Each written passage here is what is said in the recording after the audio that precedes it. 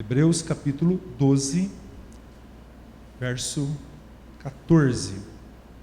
Diz assim a palavra do Senhor: segui a paz com todos e a santificação, sem a qual ninguém verá o Senhor. Vou ler novamente. Segui a paz com todos e a santificação, sem a qual ninguém verá o Senhor. Amém. Vamos orar mais uma vez? Querido Deus, nós pedimos a Tua bênção para que a pregação da Tua palavra, Senhor, ela seja fiel. Nos ajude e nos abençoe no entendimento e na exposição da mesma. Que todos nós tenhamos o nosso coração aberto para receber a Tua palavra. E não apenas, Senhor, recebê-la, mas nos ajude a colocá-la em prática no nosso dia a dia, como já foi falado. Continue nos abençoando e receba a nossa gratidão através do nosso culto, que desde o primeiro instante, os louvores, as orações, que tudo chegue ao Teu trono de graças e seja recebido como um aroma suave na Tua presença, Senhor. E nos abençoe. É a nossa oração em nome de Cristo Jesus, o nosso Senhor e o nosso Salvador. Amém. Irmãos, a igreja que eu pastoreava no Mato Grosso tinha uma congregação na zona rural. E era um lugar que uma família começou ali um ponto de culto e virou, e construímos uma igreja, e só da família, praticamente metade daquela congregação, tamanho eram os filhos, netos, e todos moravam naquele sítio. E era muito gostoso pastorear aquela região. Por quê? Porque aquele irmão, aonde a congregação era construída, naquele sítio, era um homem que tinha um testemunho fantástico, um homem muito querido, um homem que buscava a harmonia entre todos ali os seus vizinhos. E ele também era conhecido como um homem diferenciado. E eu confesso, meus irmãos, que uma vez por semana eu tirava para visitar aquela congregação, e desde a primeira hora do dia, chegava lá de manhãzinha, às vezes chegava amanhecendo o dia, aquele homem já tinha lido 40, 50 capítulos da Bíblia, e a gente saía para visitar, e cada casa que a gente chegava, pensa a maneira especial como éramos recebidos. Irmãos, eu comia frango caipira, bolo de fubá, pensa num trem bom que era. Falar que era pastor naquela região, daquela congregação, era muito interessante, meus irmãos. Tudo por quê? Porque havia um bom testemunho, havia um cuidado com a vida cristã, havia sempre uma disposição de servir ao próximo, de demonstrar amor ao próximo. Era comum, por exemplo, na época da colheita do café, a família desse irmão Sebastião Pereira ir com seus filhos ajudar os seus vizinhos a colherem. E aquilo tinha uma retribuição. E a gente participava de tudo isso, e a igreja do Senhor sempre recebia os benefícios desse bom testemunho. E é justamente esse um ponto que nós queremos enfatizar nessa noite, queridos. O nosso testemunho, ele faz muita diferença, ele facilita demais o trabalho do pastor da nossa igreja. A nossa vida, dentro do contexto onde estamos inseridos, quando nós nos esforçamos para que de fato Cristo seja visto em cada atitude nossa, é fácil, meus queridos, a anunciação da palavra do Senhor. E a igreja se fortalece, a igreja cresce. O versículo que nós acabamos de ler, ele faz parte, meus queridos, de uma advertência que o Senhor faz, que começa no versículo 14, o texto lido, até o versículo de número 29. E ele faz uma advertência com um propósito, o propósito de que o povo viva em paz, viva em harmonia. E é justamente, queridos, que o autor tem como finalidade, e esse povo qual ele se dirige através desta epístola, ou desse livro, era um povo que estava pensando em desistir das fileiras do cristianismo. Por quê? Porque eles sofriam com perseguições. Era um povo, queridos, que tinha sido retirado à força dos seus lares. Muitos desses irmãos do primeiro século eram irmãos que viram, por exemplo, seus filhos serem escravizados. Esposas viram seus maridos, seus esposos chicoteados em praça pública e muitos até mortos. Tudo por quê? Por causa do Senhor Jesus. Eles estavam sofrendo com essa condição. Muitos estavam pensando à volta do rito da circuncisão e dos sacrifícios. E a gente vê desde o capítulo 1, o autor de Hebreus trazendo com esse propósito, dizendo: olha, perseverem, não desanimem, não abandonem as fileiras. Vocês estão sofrendo, mas lembrem-se que o sofrimento maior teve o Senhor Jesus, e ele enaltece sempre a figura do Senhor Jesus o tempo todo nessa carta. Como eu disse, queridos, o propósito é fazer com que aqueles irmãos, ao exortá-los, não se afastassem da fé, não se apostatassem e tivessem um comportamento digno do Senhor Jesus. Mas em especial o verso que nós lemos, o verso 14, ele pode ser dividido em duas partes. A primeira parte, nós temos uma ordem do Senhor que tem duas vertentes. Essa ordem tem a ver com paz e tem a ver com santificação. E a segunda parte do verso são as consequências, ou a consequência dessa ordem obedecida. Num primeiro instante, então, queridos, nós vamos observar esta ordem que o Senhor nos traz, que tem a ver com a busca pela paz. A busca pela paz. Sempre foi o propósito do Senhor que o seu povo vivesse em paz. Por mais que você leia na Bíblia sobre guerras, por mais que você veja lutas onde o Senhor manda, ordena o seu povo a praticá-las, nós entendemos que sempre o Senhor deixou claro que Ele é o Deus da paz, e que o seu povo vivesse com esse propósito, buscar a paz. Por exemplo, você lê em Salmo 34, verso 14, que diz: aparta-te do mal e pratica o que é bom, procura a paz e empenha-te por alcançá-la. Esse verso, queridos, que é citado no Salmo 34, verso 14, o apóstolo Pedro também cita na sua primeira carta, no capítulo 3, verso 11. As guerras, queridos, as batalhas bíblicas, sempre tiveram esse propósito de que a paz fosse alcançada. O próprio rei Davi, que era um homem de guerras, de maneira inspirada, ele escreve o Salmo 122, versículo 6, onde ele diz que nós devemos orar pela paz de Jerusalém. Em especial, olhando novamente para Hebreus capítulo 12, verso 14, a ordem é mais objetiva ainda, e demonstra claramente a responsabilidade que eu e você, a responsabilidade que o ser humano tem quanto a buscar essa paz. O imperativo aqui é: persiga a paz, corra atrás dela, esforça-te até alcançá-la, não desista, mesmo que isso custe um preço muito grande.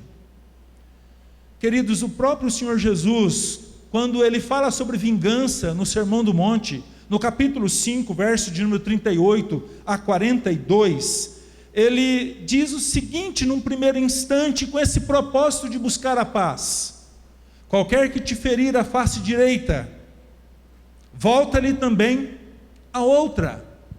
Queridos, um texto extremamente difícil de praticar, bonito talvez na teoria, mas a prática é muito complicada. Mas o propósito do Senhor Jesus ensinar e falar sobre ele é para que a paz fosse buscada. Você feriu a minha face? É para ter paz? Vai resolver o problema? Vou oferecer-te então a outra.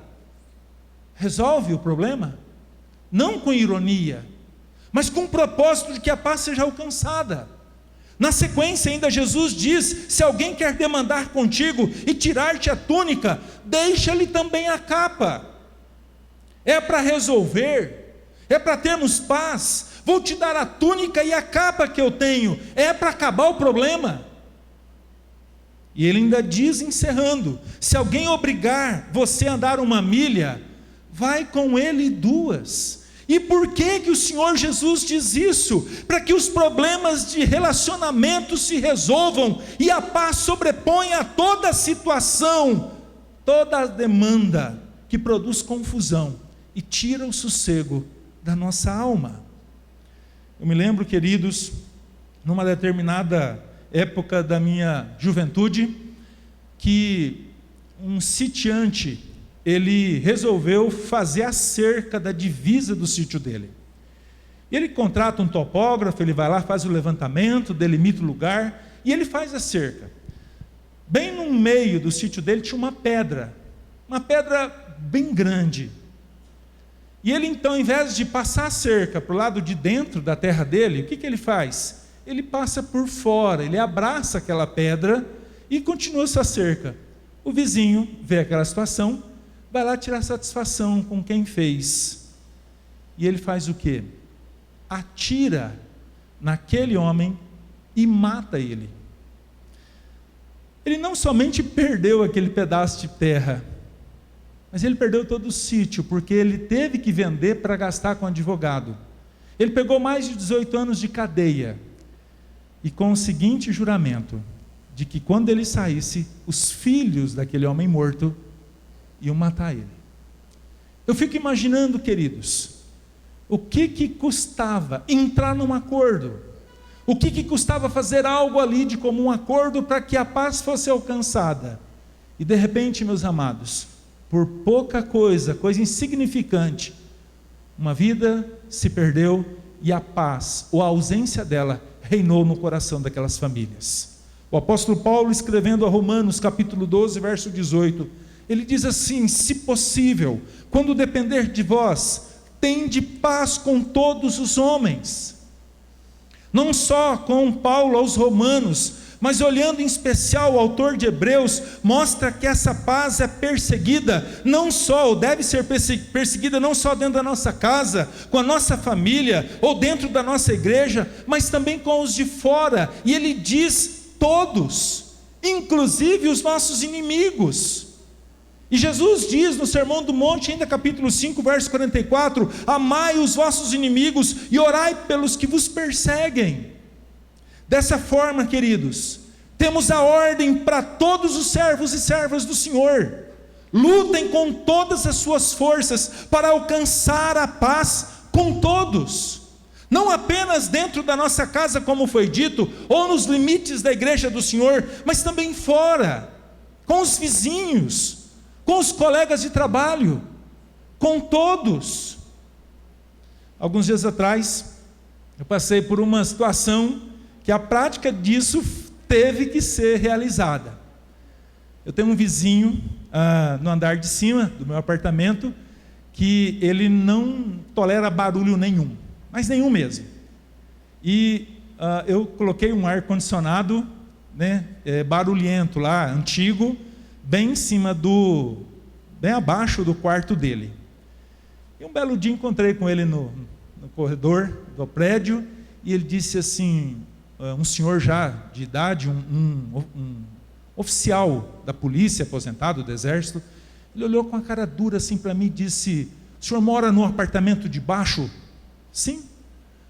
Pois então, eu estou há 2 noites sem dormir. Falei: sério, mas o que aconteceu? O seu aparelho de ar-condicionado está fazendo um barulho muito complicado e eu não estou conseguindo dormir. Só que ele falou bravo. E eu fui saber que ele era um aposentado militar depois, e ele tem mais ou menos assim, meio metro e meio, sabe? E ele falando bravo e tal. E eu pensei, eu vou ter que abrir mão algumas noites bem caloradas aqui em Goiânia. Eu falei, vou ter que desligar esse raio desse ar-condicionado. Eu olhei para ele bem bravo e falei bem assim: está atrapalhando o meu ar-condicionado? Sim. Então eu vou desligar ele. Como assim? Vou desligar. Está atrapalhando o senhor? Está desligado. Não vamos chegar ao extremo. Eu te ajudo, vamos arrumar. Irmãos, dá uma palavra diferente dessa. Resolva falar mais alto no sentido de que não vai acontecer. Sabe o que vai acontecer? Problemas, falta de paz, angústias. E o tanto que é importante nós buscarmos a paz com todos, mas não é só isso, a palavra do Senhor também diz que nós devemos perseguir a santificação, é o que o autor de Hebreus nos diz na sequência, na mesma perspectiva da paz, nós temos a vida de santidade, a mesma perseguição no sentido de buscá-la, temos quanto à santidade. A santificação, meus queridos, num primeiro instante, ela é um ato. É como se fosse uma semente que Deus coloca no nosso coração, no ato da nossa conversão. mas ela também é entendida como um processo que a gente luta contra o pecado a vida inteira com o propósito de nos afastarmos dele. E para entendermos bem a posição da santificação, olhando para a nossa salvação, nós temos aquilo que os teólogos chamam de ordem da salvação. E a ordem da salvação ela é entendida num primeiro instante, e há aqui alguma falta ou colocação a mais, quando alguns dizem que nós fomos salvos, escolhidos pelo Senhor, desde antes da fundação do mundo, como o apóstolo Paulo diz em Efésios capítulo 1, a partir do verso 3. Mas, queridos, olhando no aspecto prático dessa salvação, nós temos aquilo que nós chamamos de regeneração. E o que vem ser essa regeneração? É uma quebra de barreiras. Aquela barreira institucional com relação à igreja, que muitas vezes nós temos, mas essa quebra de barreiras tem a ver com Cristo. Deixa eu exemplificar. Pensa aquele amigo seu que você está convidando todos os domingos para ir à igreja, e ele sempre tem uma desculpa. Não, hoje eu não vou, hoje tem um jogo do Vila, não dá certo. Hoje eu vou receber visitas. Mas passado muito tempo, essa pessoa te liga e fala assim: escuta, que horas que é o culto da sua igreja? E você responde, mas pergunta: um bichinho te mordeu? O que aconteceu? O que houve? Sabe o que houve? O Senhor começa a quebrar barreiras. E para exemplificar isso, ainda olhando para a palavra do Senhor, lembram do texto de Zaqueu, de Lucas capítulo 19? O que leva um homem, maioral dos publicanos, rico, querer ver o Senhor Jesus? E detalhe, ele não conseguia ver acima da multidão, ele sobe a uma árvore, a um sicômoro, com o propósito de ver o Senhor Jesus. Para muitos aquela era uma condição vexatória, mas o Espírito Santo de Deus já trabalhava no coração daquele homem, para que ele fosse até ali, para que ele visse e conversasse ou tivesse um encontro verdadeiro com Cristo. Num segundo instante, olhando para a ordem da salvação, onde a santificação está inserida, nós temos o chamado que é eficaz. E esse chamado é quando o Senhor Jesus nos chama para servi-lo, e ele é irresistível. Olhando ainda para Zaqueu, você olha quando o Senhor Jesus olha para ele e diz: Zaqueu, desce, porque convém estar na sua casa. E a Bíblia fala que ele não fez assim, não, hoje não. A Bíblia fala que ele desce a toda pressa. Eu penso que ele esfolou toda a barriga, eu penso que ele desceu ali com alegria no seu coração. A terceira parte, nós temos a chamada conversão. E a conversão implica em duas situações: fé e arrependimento. Fé onde de fato nós reconhecemos Jesus como nosso Senhor, e arrependimento onde nós arrependemos de todos os nossos pecados e arrependemos do tanto que nos afastamos ou rejeitamos a mensagem graciosa do Senhor. Olhando para Zaqueu ainda, a Bíblia fala que de repente, na refeição que eles estavam fazendo, na casa de Zaqueu, ele se levanta e diz: Senhor, resolvo dar a metade dos meus bens para os pobres, e naquilo que eu tenho defraudado, eu restituo 4 vezes. Na lei dizia que era um montante mais 1/4 do valor. Irmãos, aquele homem ficou pobre. Aquele homem tem de fato uma conversão no seu coração. Naquele instante, o Deus dele deixa de ser Mamon, o dinheiro, e passa a ser o Senhor Jesus. Num quarto instante, dentro dessa ordem da salvação, nós temos a justificação. E foi o que o Senhor Jesus disse naquele instante: hoje houve conversão nessa casa, porque também este é filho de Abraão. É um ato declaratório, onde o Senhor olha para o culpado, para o pecador, e diz: você está justificado de todos os seus pecados na pessoa de Cristo. E aí, queridos, nós temos a adoção. Não dá para ver isso ali no texto, mas o que nos chama a atenção é que de filho das trevas nós nos tornamos filho do amor do Senhor na pessoa do seu Filho Jesus Cristo. E após vem a santificação.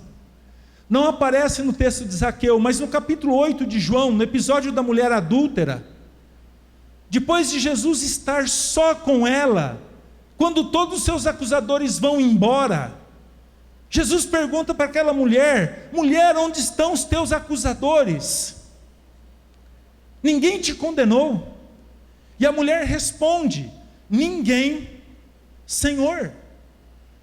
Meus queridos, aquele ato, aquela resposta daquela mulher, ela é uma resposta, queridos, para reis e divindades, porque a palavra que é utilizada ali, Kyrios, tem esse propósito, Senhor no sentido de divindade. Mas se não bastasse isso, Jesus olha para ela e diz: nem eu tampouco te condeno. E aqui a gente lembra o que o apóstolo Paulo diz em Romanos capítulo 8, verso 1: agora, pois, já nenhuma condenação há para os que estão em Cristo Jesus. E na sequência entra essa palavra de santidade: vá e não peques mais. É justamente isso que o Senhor, na sua palavra em Hebreus capítulo 12, verso 14, diz para nós fazermos. Entre outras palavras, lute contra o pecado. Lute contra aquilo que te faz pecar.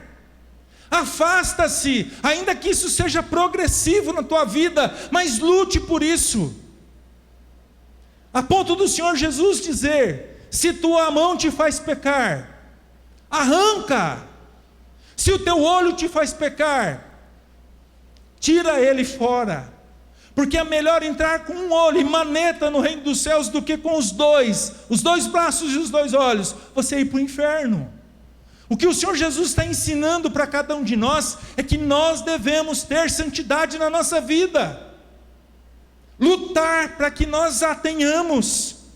Como falamos, ela é uma semente que Deus planta no nosso coração, e nós devemos regar essa semente todos os dias das nossas vidas. Não é à toa que em Salmos capítulo 16, a palavra do Senhor diz que quanto aos santos que há na terra, são eles os notáveis, nos quais tenho todo o meu prazer. E o Senhor dá instrumentos para que essa santidade aconteça na nossa vida. 1 Timóteo capítulo 4, verso 5 diz: porque pela palavra de Deus e pela oração és santificado. Por que o apóstolo Paulo fala para Timóteo que pela palavra? Porque nós lemos a palavra do Senhor, que nos ensina a respeito de algumas coisas que têm que ser abandonada. E nós meditamos nisso e muitas vezes chegamos à seguinte conclusão: rapaz, eu não vou dar conta. Esse é um negócio muito sério. Eu sou fraco. É justamente esse momento que entra a oração, esse instrumento que Deus nos dá, onde nós colocamos 2 joelhos no chão e nós reconhecemos a nossa fraqueza e falamos: Senhor, me ajuda, me conceda a sua graça, me fortaleça, Senhor, não quero agredir a santidade do Senhor. A santificação também deve ser perseguida com todo esforço, com toda a força que pudermos empreender. É um afastamento, como falamos, progressivo do pecado. É uma luta constante contra os desejos da nossa carne, tendo sempre como alvo o Senhor Jesus. É justamente, queridos, esse o alvo da nossa santidade, Cristo. E Pedro cita isso na sua primeira carta, no capítulo 1, verso 16: sede santo, porque eu, Senhor, sou santo. Uma referência a Levíticos capítulo 11, verso 44. Vista a primeira parte, nós olhamos a segunda parte, que é a consequência, sem a qual ninguém verá o Senhor. Irmãos, esse sem a qual é uma referência à santidade, senão seria plural, quais. Mas o autor de Hebreus chama a nossa atenção: sem santidade nós não vamos ver ao Senhor. E você deve estar se perguntando aí: como assim, pastor, ver o Senhor?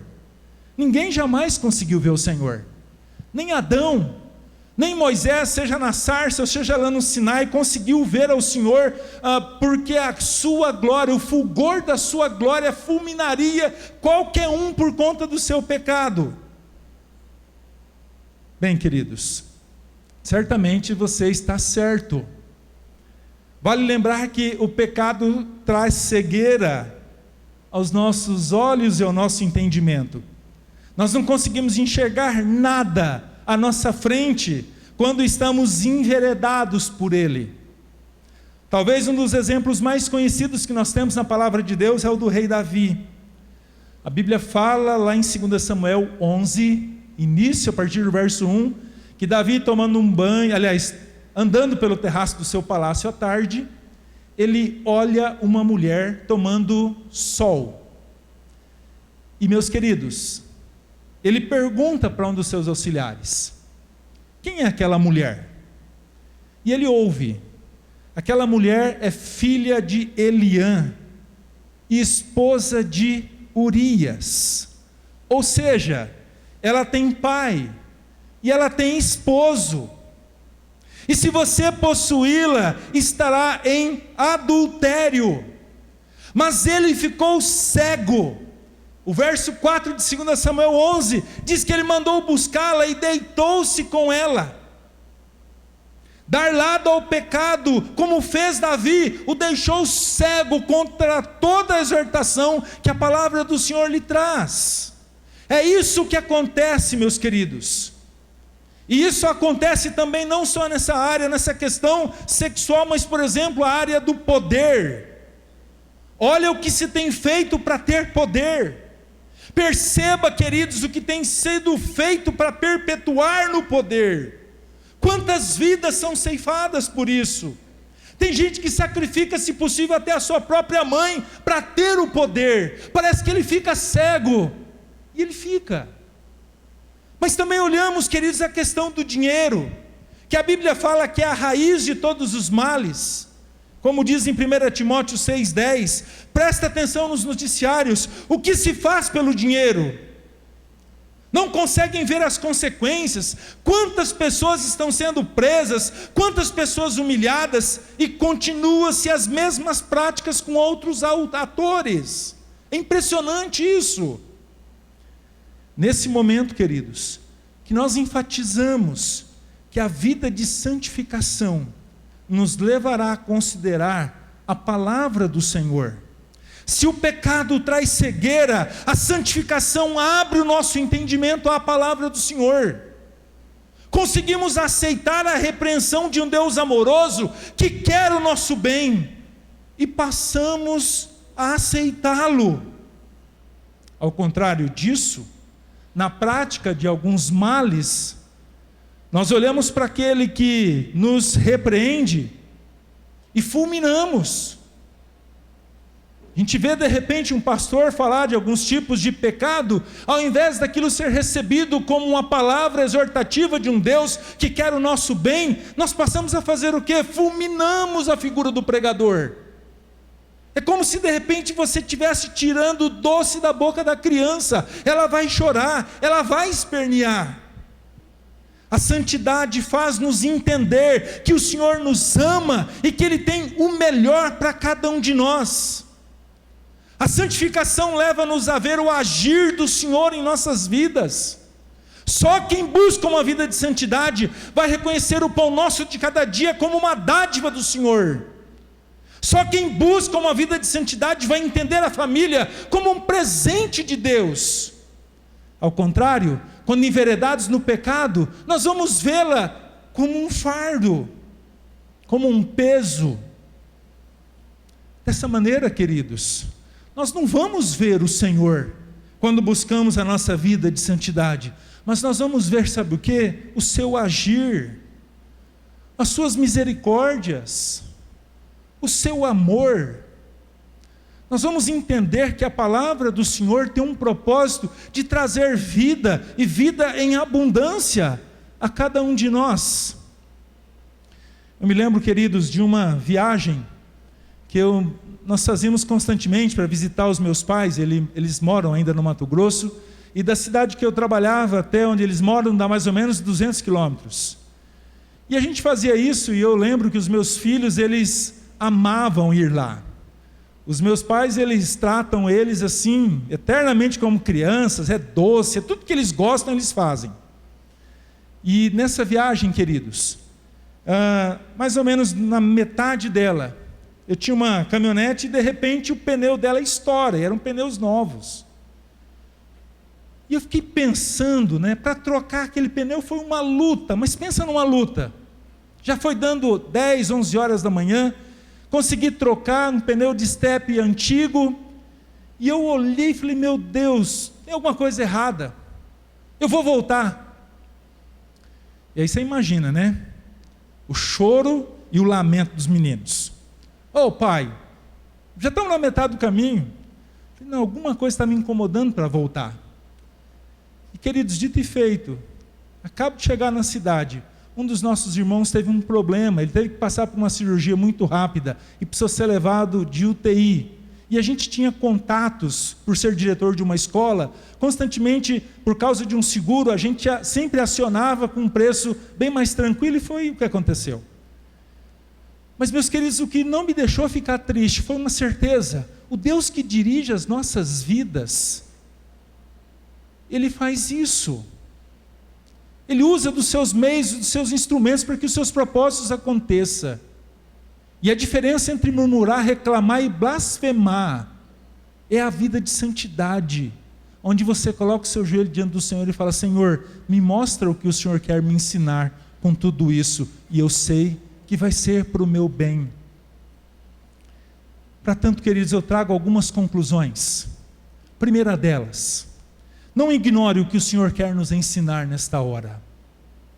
Persiga a paz. Empenha-te por alcançá-la, como escreve Pedro, citando o Velho Testamento. Duas palavras bíblicas aparecem e nos incentivam a fazer. Empenha-te por alcançá-la. Lute, não cruze os braços e ache que é assim mesmo. Não entenda que um coração cheio de violência vai trazer qualquer benefício para ti, ou a utilização dela vai trazer qualquer bondade ou benefício para a tua vida. Não ache que encontramos paz praticando violência, seja ela física ou verbal, contra o seu próximo. A paz tem um preço, e muitas vezes parece caro, mas vamos perceber o quanto é barato em relação ao sofrimento que a falta de paz gera em nossos corações. Se você tem alguma demanda com o teu irmão, se você tem alguma demanda contra o seu próximo, se você tem alguma luta contra alguém, ainda que seja um inimigo, batalhe para encontrar a paz. Como eu disse, mesmo que o preço para alcançá-la seja caro, e não deixe para amanhã. Desenvolva a sua vida de santidade. Abandona tudo aquilo que nós chamamos de pecado. Mas pastor, eu não consigo, tem alguma coisa muito mais forte do que eu. Justamente coloque o teu joelho diante do Senhor, dobre ele e clame a misericórdia dele. Uma frase que eu ouvi de um professor meu, e ele dizia, quando dois joelhos se dobram, um exército se levanta. Creia na bondade dele, creia no agir dele, creia no fortalecimento dele.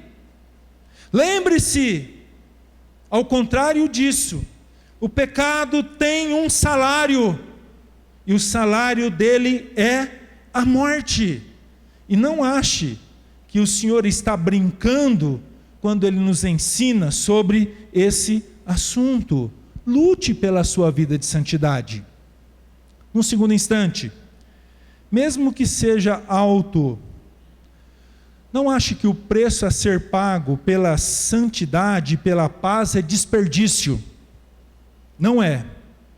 Quando eu busco a paz com todos, o que recebo por conta disso é a paz também. A contrapartida é também, eu vou receber paz. O esforço por alcançar a paz será recompensada. Erroneamente pensamos que abrir mão das coisas, ou direito para ter paz, vamos ficar no prejuízo, vamos ficar pobres. Lembre-se do preço que o Senhor Jesus pagou na cruz do Calvário. A Bíblia fala em Filipenses 2 que Ele abriu mão da sua glória. Ele foi crucificado na cruz do Calvário para que eu e você tivéssemos paz com Deus. Eu sei que o preço foi alto, mas mesmo sendo um preço alto, ele foi pago por amor a mim e a você. E por que não fazermos o mesmo com relação ao nosso próximo? Quanto à nossa vida santa, certamente exige de nós abandonos, abstinências, deixar de lado aquilo que dá 1 minuto de prazer à nossa vida e uma eternidade de problemas. Mas ao assim fazermos, teremos paz com Deus. Vida santa nos traz paz com o Senhor. E é isso que nós buscamos. Terceiro e último lugar, nós só vamos entender o real valor da paz com todos e a paz com Deus através da santificação, quando de fato desfrutarmos dela. Lembra daquele irmão, Sebastião Pereira, daquele sítio? O seu testemunho, queridos, como enfatizamos, foi tão importante para a vida daquela congregação na zona rural, distante de um grande centro. E por mais que aquilo que nós chamamos de êxodo, pessoas indo do sítio para a cidade, é uma congregação por conta daquela postura, daquele bom testemunho, que sempre recebia irmãos. E eu me lembro de um senhor, que aos 80 anos, resolveu fazer a sua profissão de fé e ser batizado. Detalhe, ele morava a 9 quilômetros da congregação, e ele vinha todos os cultos, com chinelinho de dedo, a pé. E no dia que ele foi ser avaliado, eu perguntei: meu irmão, me fala um pouquinho sobre essa distância que você percorre para ir à casa do Senhor. E ele disse assim: pastor, eu tenho 80 anos de idade, e eu confesso que o que eu vi na casa do Senhor, o testemunho daqueles irmãos, a alegria deles, mesmo diante de tantos problemas que muitos têm, eu quero isso para a minha vida. E eu descobri que a gente encontra na pessoa de Cristo. Eles me ensinaram. E não importa se estiver chovendo ou não, não interessa. A minha alegria de estar com eles, de ter comunhão com eles, é muito grande. E eu nem faço conta de andar 9 quilômetros a pé, e lá é assim, e voltar mais 9. Mas eu volto com alegria no meu coração. Meus irmãos, pensa se não fosse um bom testemunho. Pensa se não fosse uma família que buscasse paz com todos, que não tivesse um viver santo. Aquilo afastaria as pessoas daquele lugar. Mas vamos trazer para os nossos dias, para a nossa igreja. Como é complicado às vezes nós estarmos dentro de uma igreja onde você vê divergências, lutas, pessoas com esse propósito de buscar confusão o tempo todo, pessoas que de repente lutam com todas as forças para ter poder. Meus queridos, é muito difícil a gente viver como igreja dessa maneira. É muito difícil quando você vê uma pessoa com pecado ou em pecado e não se arrepende. E é mais difícil ainda a gente ver quando a igreja não trata disso. A igreja não vai. Há tristeza, não há harmonia, não há paz.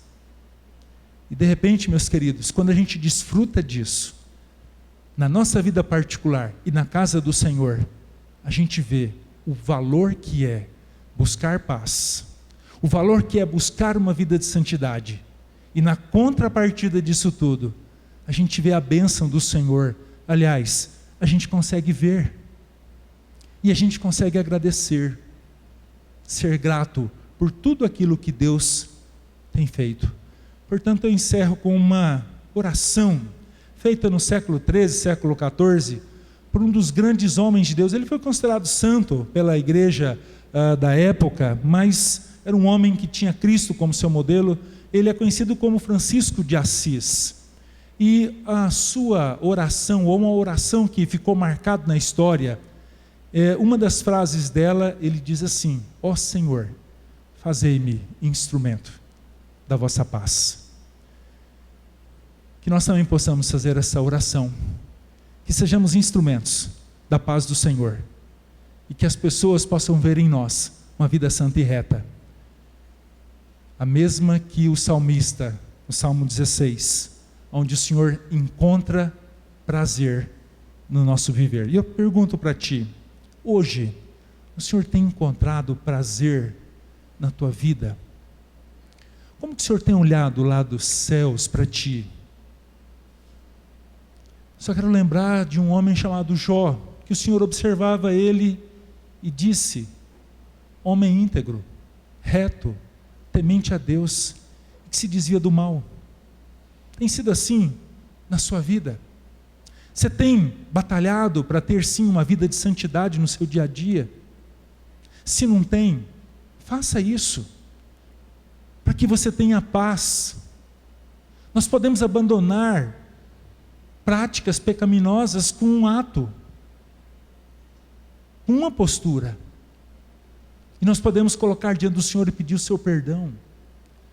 Mas se de repente você também tem alguma demanda, batalhe para resolver, para que você desfrute da paz, como a nossa irmã colocou aqui, que esse mundo não conhece, mas que o Senhor tem prazer em dar. Vamos orar? Pai Santo, nós agradecemos a Ti pela Tua palavra, e colocamos diante do Senhor a necessidade de ajuda que todos nós temos, para que ela seja vivida com intensidade.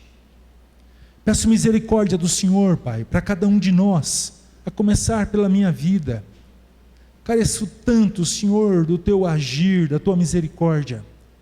Careço tanto de um fortalecimento, Senhor, para que meu testemunho, Senhor, seja como o que a Tua palavra diz, o exalar o bom perfume de Cristo. Ajuda-nos, Pai, ajuda-me e ajude cada um dos meus irmãos também. Queremos sim, Senhor, ter uma vida consagrada a Ti. Queremos, Senhor, viver, ó Pai, esta paz que o Senhor tem a nos oferecer, e sim agradar a Ti com tudo que temos e somos. Nos abençoe para tanto. Tenha misericórdia de todos nós. É a nossa oração, em nome de Cristo Jesus. Amém.